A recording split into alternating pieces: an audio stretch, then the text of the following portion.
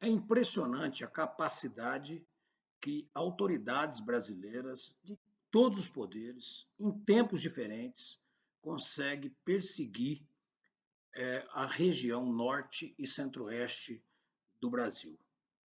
Todas as regiões podem talvez sofrer um pouco de preconceito por algumas razões, mas os brasileiros que foram convocados para integrar a Amazônia, para não entregar a Amazônia para outros países, lá na década de 70 ainda, com o governo militar, e ocupar aquela região, e brasileiros que abriram mão do seu conforto, da sua vida, da sua história no Sudeste, no Sul do país, ou outras regiões, para construir novas cidades e desbravar dia a dia numa dificuldade sem energia, sem telefonia, até alimento tinha que ir por avião ou de avião para lá. Esses brasileiros venceram.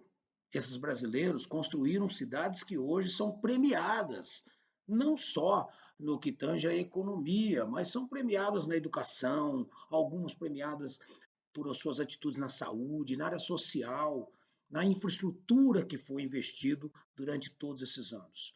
Mas a cada década, a cada luta, a cada obstáculo é um enfrentamento desleal com os poderes constituídos.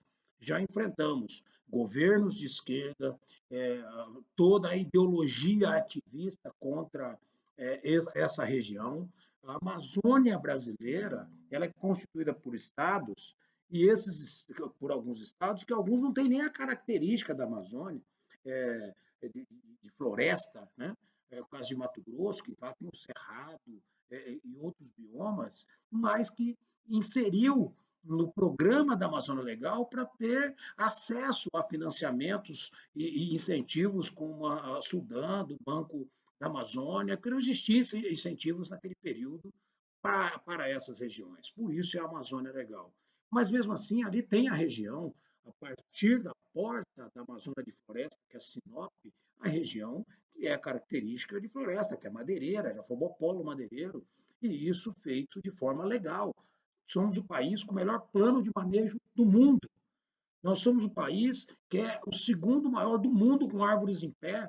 Nós somos um país preservacionista, ambientalmente correto, que trabalha dentro da lei, e o único país que tem licenciamento ambiental para plantar comida, para plantar árvore. Tudo que foi exigido, quem foi para aquela região aceitou. Tudo que foi empurrado goela abaixo, a quem foi para aquela região para vencer a vida, para transformar o Brasil no que é hoje, aceitou. Aceitou de forma humilde, de forma corajosa, aceitou. Aceitou imposições que nenhuma outra região tem. A região sudeste pode desmatar 80% da sua propriedade, enquanto lá só pode desmatar 20%, mas aceitamos. Aceitamos, fomos para frente, produzimos e nos tornamos a região maior produtora da agricultura brasileira. A região que exporta, a região que segura o PIB nacional, aquelas regiões de desbravadores que enfrentou governos de toda sorte, de todos os lados, de todos os pensamentos, enfrentou o judiciário e continua enfrentando. Mas não há trégua. Mesmo chegando agora, no século XXI, no ano de 2020, depois de ter enfrentado inúmeras operações ambientais, de tantas famílias que foram desempregadas, jogado na miséria, gente que jogou toda a sua juventude para construir uma região como aquela, ainda existe uma perseguição ideológica, um ativismo de alguns. Eu, como relator da CPI do INCRA da FUNAI, denunciei ONGs, denunciei autoridades, denunciei a própria PGR, Ministério Público Federal, alguns, não todos, mas alguns ativistas que incitavam invasão e que fazia com que a propriedade rural não tivesse valor nenhum para aqueles que jogou a sua vida, a sua juventude para construir e desenvolver regiões como aquela. Mas tem que chegar um momento que acabar com essa brincadeira. Olha o que está ocorrendo nesse momento. Aquelas cidades, eu fui prefeito de Sinop e sofremos 8 operações ambientais naquele período, ou 10, não me lembro, operações seríssimas, que mais prendia funcionários dos governos estaduais e governo federal do que propriamente o produtor. Mas agora, mais uma vez, uma juíza, que é da 7ª Vara de Manaus, da Vara Federal do Amazonas, que cuida da área fundiária e da área ambiental, Não é a primeira vez, na minha concepção, ela é uma juíza ativista ideológica, ela não gosta do desenvolvimento econômico, ela não quer que ocorra nada na Amazônia, não é a primeira vez que tem uma decisão parecida, ela agora, no dia 21 de maio, dá um parecer, dá uma liminar atendendo o Ministério Público Federal para suspender toda a atividade da base florestal da Amazônia em 4 estados: Pará, Rondônia, Mato Grosso e própria Amazônia. São 25 municípios atingidos. Ela alega de que precisa suspender as atividades para proteger o índio do Covid-19, o ribeirinho, mas também para impedir o transporte e o mercado ilegal de minério, de madeira e assim por diante. Ora, a juíza, doutora Jaisa, ela não percebe que quando ela faz esse tipo de atitude, ou quando ela comete esse tipo de atitude, ela acaba colocando todas as empresas e todos os proprietários que trabalham de forma legal numa situação de pobreza, ou seja, ela fecha tudo que é legal, mas ela coloca e deixa na atividade os ilegais.